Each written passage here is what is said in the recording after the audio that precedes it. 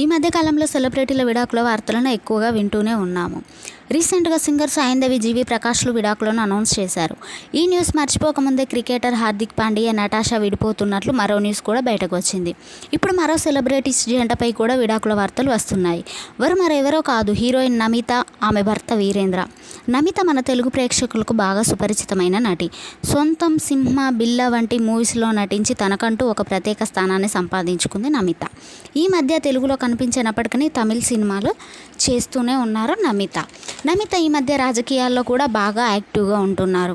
నమిత తెలుగువారైన వీరేంద్రని ప్రేమించి పెళ్లి చేసుకున్నారు. వీరికి ట్విన్ బాయ్స్ కూడా జన్మించారు. ఎంతో అన్యోన్యంగా ఉండే ఈ జంట త్వరలోనే విడాకులు తీసుకుంటున్నారనే న్యూస్ బయటకు వచ్చింది.